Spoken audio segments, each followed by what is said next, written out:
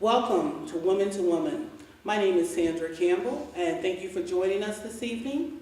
I want you to enjoy my panel. Our current discussion is, we're going to be talking about the generation gap between women. This series was talking about the things that divide us as women and stop us from being the sisters that we need to be, and cherishing and nurturing sisterhood as we go through. We're sitting here on our panel, and I'm glad to say that there are currently 4 generations sitting up here, which is great, because that way we get to hear from everybody and we get to hear their perspective. Again, my name is Sandra Campbell. I want to introduce the wonderful women that are sitting on my panel, and I'm going to start with my right side, the far right, with Ms. Naima. Yes, I'm Naima Latif, executive producer of the Female Solution Radio, and we are now live on the Female Solution Radio show. And we also will be joining us Facebook Live in just one moment. And of course, if you're listening and we want you to join our conversation at 515-605-9325 and press 1 when you're ready to speak. We've got some callers in the switchboard now. We thank you so much for being with us. Press 1 if you want to join this conversation and add your 2 cents to our show.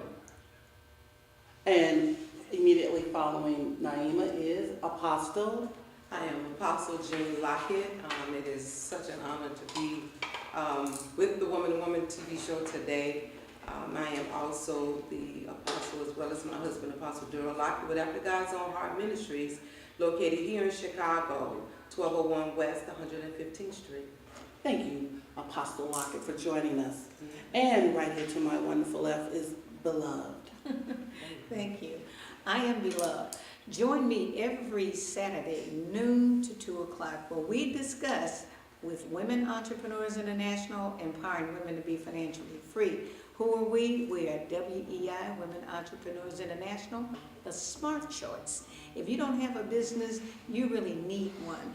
Otherwise, if you think you got a business and you're not properly set up, you got a hobby. And tax laws do not apply to hobbies. So again, join us every Saturday, noon to 2 o'clock, Women Entrepreneurs International. Greetings, my name is Evangel Mama D Love Yanubian, and I have Mondays with Mama D, Wisdom, Women in Support of Daughters on Motherhood Preparation. Professionally, I am the founding president of Global Community Commemorating King Days, Yah Nation of Obedience Spiritual Ministry, The Gospel According to Y2K, Yahshua's Second Coming, and Memorial to the Woman. And Montessori educates the subconscious brains of children under the age of 4 through the 9 senses. So it's very important that women communicate with each other for the good of all the generations, which the elders have, because we have grandchildren, and we have great-grandchildren, and we have children. So there really isn't that much of a disconnect, because we are always communicating on those 4 generation levels. Hey, what's up? This is Asada. I am the host of Gathering of the Rios, which is the Tuesday show for the Female Solution, and I'm also the founder of the Soulful Chicago Book Fair. So what I do is I bring Black writers to the South Side of Chicago, and we talk on Tuesdays about what they wrote and about what inspired what they wrote. And I guess I rep the young people. That's what I do. I rep the young people on the panel, because I've also been a teacher, and we have to bring them into the fold if we want them to carry on what we're doing. Thank you, Asada. In true woman-to-woman fashion, as usual, we already started our conversation before we got on camera or on air. We wanted to talk about, again, the generation gap. I think it's very important. Asada brought some very wonderful and meaningful information in our last segment. So if you missed this, you have to go back, listen for our conversation on sisterhood, where she actually touched on the fact that there is a generation gap that we do need to bridge or narrow. And I kind of agree, because one of the things I can tell you by being with technology, values and norms change. Society dictates change. Change, I am a change agent. I'm not afraid of change, but also, as my sister Beloved talked about in Mama D, holding on to some of the traditional values are also important. I think we all can agree with that. Some things are never going to go, quote unquote, out of style. But at the same time, we need to embrace and we need to try to understand each other's differences, and also come to a point of acceptance versus tolerance. Yeah, that's the civil rights officer in me coming out, because I genuinely believe and I like to practice what I preach. And I wanted to start the conversation back up, but aside, like you said a moment ago, as to saying that the reason why young women, the millennials, don't want to deal with the early boomers or the late traditionalists, and sometimes they don't want to deal with some of the boomers, period, because we can have members of that group who also have adopted more of the traditional way of thinking, because they find us to be what? Boring. I mean, here's the deal. It's just about relating. My daughter's not bored by me, but that's because as a mom, I make an effort to communicate with her in a way that is interesting to her. Now, if I stick to my regular adult self, then I'll be sounding like Charlie Brown's teacher. Want, want, want, want, want. Nobody wants to hear that. And so if I'm talking to my daughter, or if she's on the phone with her friends, all 10 of them looking at each other on the phone, I say, who's on the line over there? And it's like 10 little faces on her phone, and I look and say, hey, Anais, hey, so-and-so, hey, so-and-so. And I'm talking to almost half her class on her phone. That's a very different way of communicating. And so my big thing is, and I can say even for not even the millennials, when Terry McMillan when they came out with Waiting to Exhale in that movie, my mother's generation was loving that movie. My generation was like, what are they talking about? We could not stand that movie. We was like, this is a piece of crock, because we could not relate. That's what we said. And I'm 46.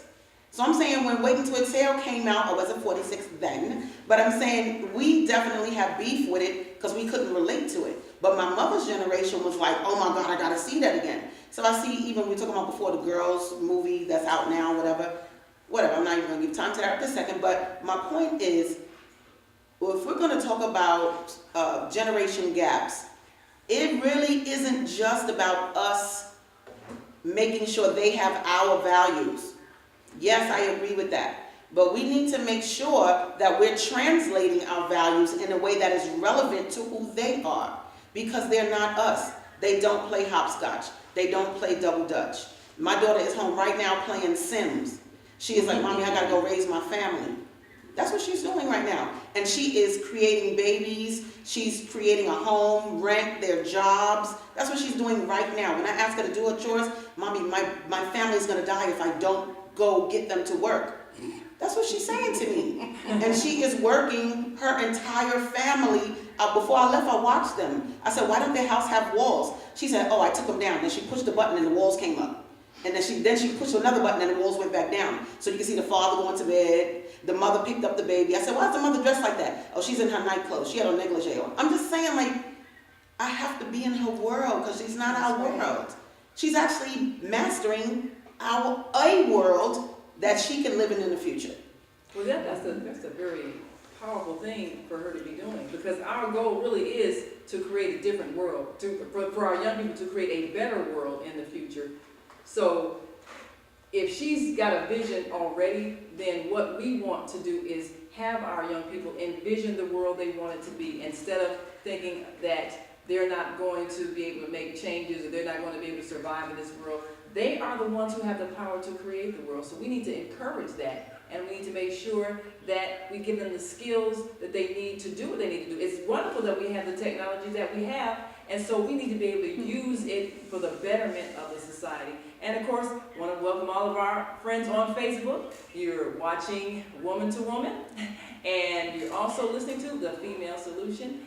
And we're having an opportunity to really make a difference just by the fact that all of us who raise children, we have the power to give them a vision of where they're going with their lives. So I think it's very powerful that your daughter is doing that, and I think all of us need to encourage our children to think about what is the world you want to live in look like, and think about how you can make it happen. But can I say just one more thing about that? Because being a mom who, I'm not going to be all in her world. I'm not going home to play no Sims. I'm not doing that. But I did teach my daughter how to use a camera, how to frame shots, how to use a 35 millimeter to take pictures. And as a result, she has her own book series. It sells on Amazon. She has her own website, all of that. But not only did I give her that skill, guess what she does when she comes home from school? She goes, Mom, you want to see what I shot today? And she shows me pictures that she took of flowers, of the sun setting. And then this is her hanging out with her friends. So while she's out with her friends in the park and they're saying and doing whatever, she's taking shots that she's going to come home and share with her mother.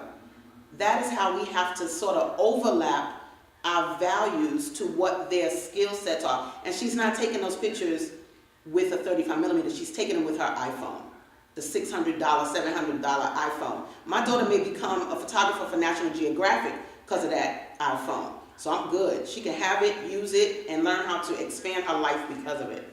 Yes.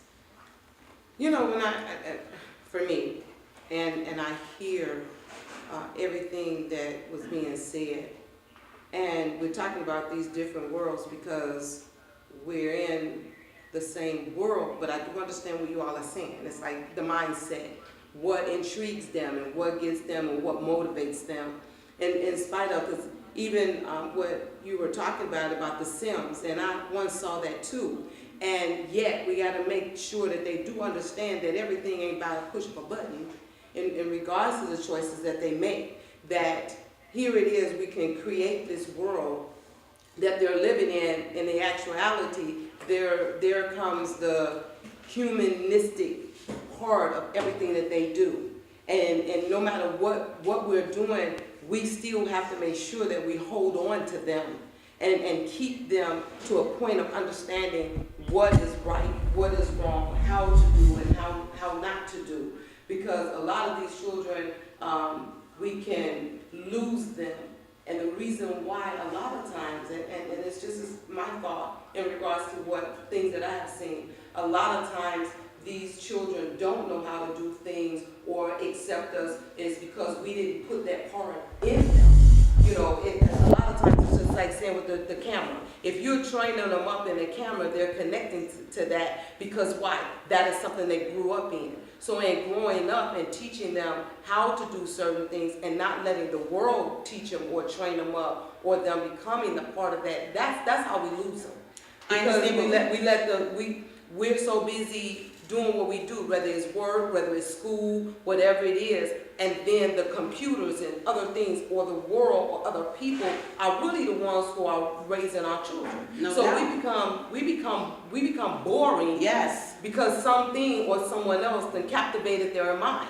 And so then when we're talking about values and morals, they're looking at us talking about, Mom, you're boring. Or Dad, no, I don't want to do that way. Why? Because that's not what they were used to doing or that was introduced to them. Sure. Because at the end of the day, even when we're talking about it, she's looking at husbands and wives, and I'm just using that, nothing negative that I'm saying against that, but she's looking at a world that she's creating, which is fictional, and she's looking at that, she's creating that, but then when she gets ready, the husband is not going to be operating the way that husband is because she's looking at it from a computerized way of things. No, she's making a family based on her values. She's not making a father that goes out and sells drugs and then comes back and tells her mother to prostitute. She's making a family of a black man. And let me tell you, my daughter said, Mommy, they don't have black hair on here for the black men. I had to download an app to get black hair for the father. My daughter's creating men that take care of their families. The father was in that house. My daughter's a child of a single mother. So she's not mirroring what she's experiencing. She's creating a family based on what she wants to see happen. She came to me yesterday and said, Mommy, my 2 kids are grown now, but we got a 3rd one. Or whatever. She's just shaping what she may become. But my thing is, And the whole boring thing, I have a workshop series called Raise Your Skills and Not Your Hands to Discipline Kids. I'm an author of a book called Beating Black Kids. And yes, Mama D, I call them kids because that's how we treat them, like animals. So we need to change our behavior. So my thing is raise your skills and not your hands to discipline children or to rear them. We need to increase our skills. That's all I'm saying, is that these children have a voice and a way to communicate that's different than how we communicated, even with our parents. And so we need to shape shift our paradigms so that we can really be heard by these young people and be interesting. I need to be interesting to my daughter so she will listen to me. Because if I'm not interesting, she will cast me away. As we do ourselves. If something's boring to us, we don't sit and listen to it because it's boring. Like, no, we listen to the things that intrigue us. So that's all I'm saying we have to do. Right. What I'd like to hone in and say is that, see, children live what they learn. When we as adults, we come in and we watch Empire and some other garbage that they got on TV, whatever they call it. But I'm saying that children live what they learn. True. We need to spend more time with our children, both male and female. Are we preparing wholesome meals with our children? Are we talking to our young daughters about these feminine sanitary garbage that's out there that they will use because they don't know? I mean, my mother didn't say anything to me when I was coming up about that. I knew nothing about that. I was grown and out the house before I knew. So I'm with you, Asada. We need to start growing the food that we eat. Do we know how to sew the clothes that we make? Because a lot of this stuff out here is just pieces of rags. I mean, how could you pay $100 and some for a pair of jeans that look like you've been ripped off or mauled by some lion? They feel good though. They're so No, but soft. what I'm saying is that we're not teaching. They feel real We're good. not, I know, but the thing of it is They that feel real good. from a financial point of view, I think someone said earlier, rather than spend money on Nikes and iPhones and what have you, buy stock in these companies. Because I came up in a 2-parent family for a minute, and then Daddy was gone. But then after I got grown, I began to understand why Daddy wasn't there. That was deliberate. And then you got some sisters that saying, well, I want to have a child, but I don't want to be married. I have a client for you, Asada. So She wrote a book called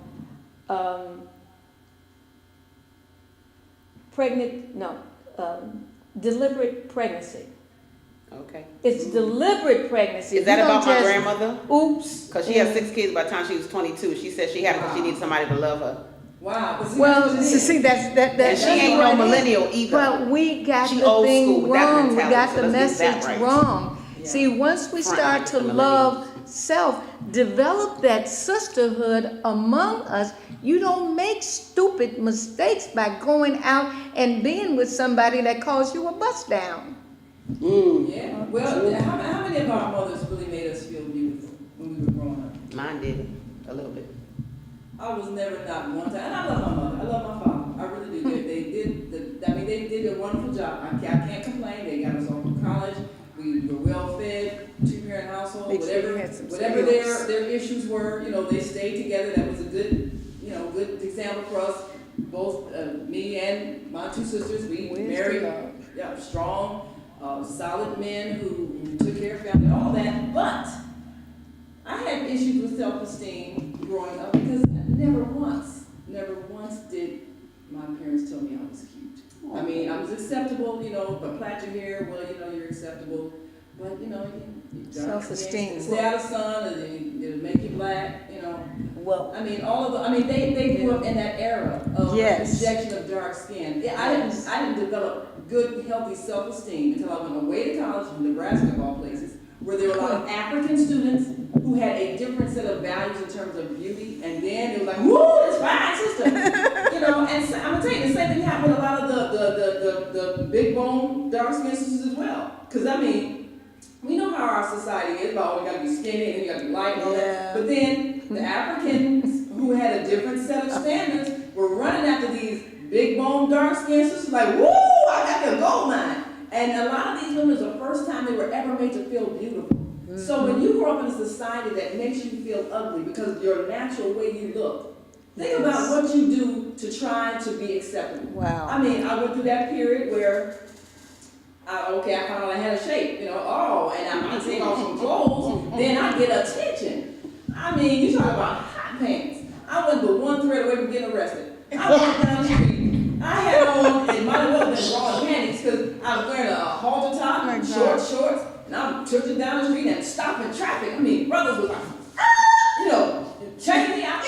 Well, hey, raise my self-esteem. But, what kind of self-esteem is it when you get out of making yourself to a sex object? But that's what I had in terms of somebody making me feel beautiful. So when I see a young woman doing that, I understand what she's missing because I've been there. When you don't have somebody to make you feel beautiful and desirable and lovable, you are starving for that. And when you get it, even the wrong way, you welcome it because you're finally made to feel like you're beautiful. Yeah. So this is what we got to understand when we look at our sisters and they're exposing themselves, exposing their breasts and their behind and the thong and all that. They need somebody to make them feel beautiful. And a lot of them did not have fathers in the home at all. So that makes you feel like I'm not worthy of the love of a man. Yeah. And that's where our weakness comes from. We're striving to get that love of a man any way we can. And most of them, they end up being that bust down because, they got boys that's following after them because they hear, this sister, she's good at it. And so that's what they have to attract men. That's all they know.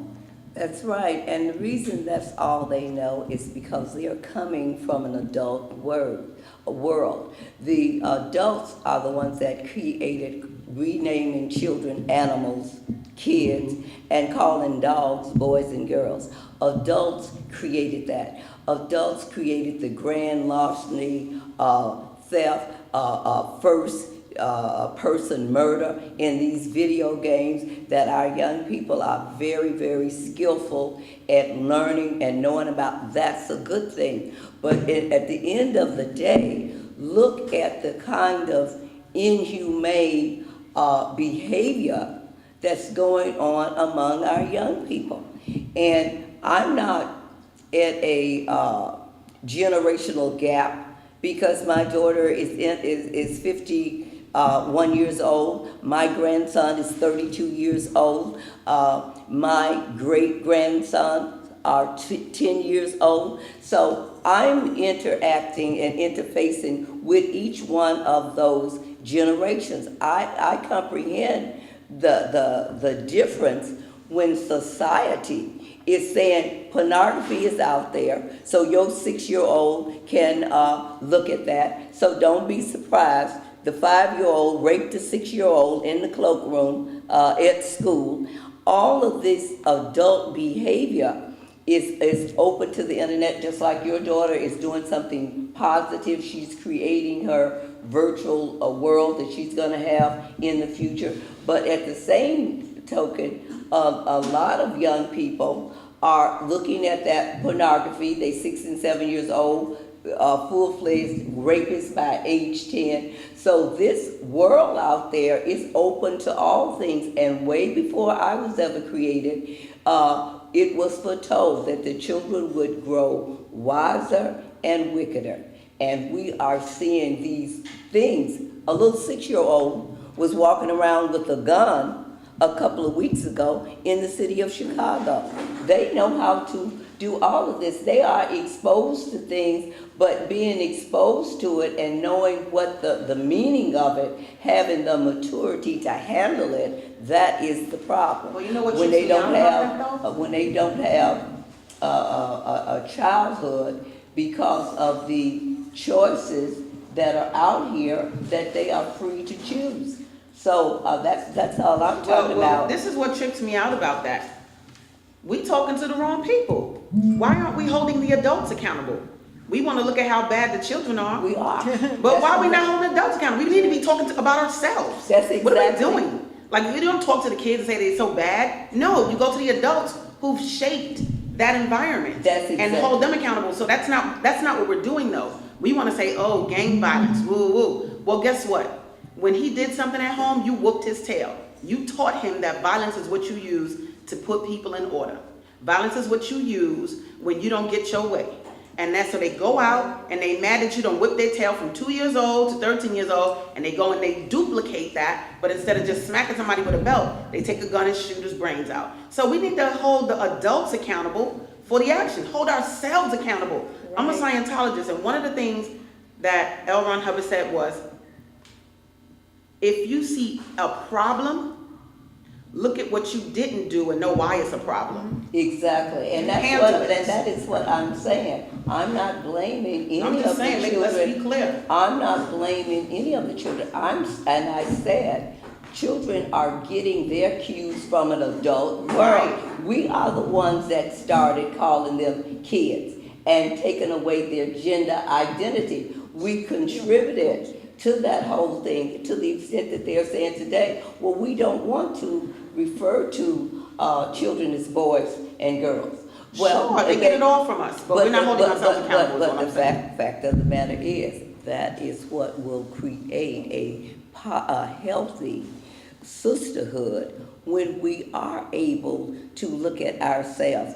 Don't just talk about that youngster that's leaving your house with his pants down to his knees, when if you had an issue with that, then you should have told him that. It was your job to tell your daughter a halter top going to grammar school is not appropriate dress. And if you don't do that, you gotta hold that adult accountable. That's not enough, Well, though. let me say this. See, children now may be buying their clothes. When I was coming up, I never bought any clothes for me. My mama bought what she wanted me to have on, and you better keep it on like that. So children live what they learn. You don't have to open your mouth. They see what you do. The sins of the parent are visited on the children. We cannot blame these children for anything. We have abdicated our responsibility as parents, and we're throwing off on the children. It was an older gentleman who said to a young brother, he said, "Why don't you pull up your pants?" And you know what he told him? He said, "Let me tell you something. I'll pull up my pants when you put yours on." Amen. And here's what, can I just say this about that? It's not getting them to buy different clothes or to want to pull up their pants. This is going to go back to what we were saying earlier. Yes. If you handle the relationship with them and get their values to a place, they right. won't want their pants That's to right. sag. That's right. But the key though, and this is where I agree with you all, yes, we need to pass on our values. But we're passing on values to 21st century children. Don't work. That means that if we're using our archaic my daughter be laughing at 19, she said, "You was born in what, 19 what?" She don't even know the 1900s. And she said, "It's always been a black president as far as I've been born." That's just a different reality. And so we need to shift again our paradigm so that we can make our values relevant to them in a way that they are interested in it. And that means we have to increase our skill set so that we can communicate and meet them halfway. That's all I'm saying. One thing I want to, for those who've been listening online, if you want to say something, you know, if you're on the switchboard, press 1 if you want to add your 2 cents, or if you're listening online, then we want you to call in 515-605-9325 and press 1. We got about 6 more minutes before we wrap up, and so we want to hear your thoughts. Also, there's a show one of our friend producers is putting on a show, Why Black Men Lead Black Women. That's at 8 p.m. Central Standard Time.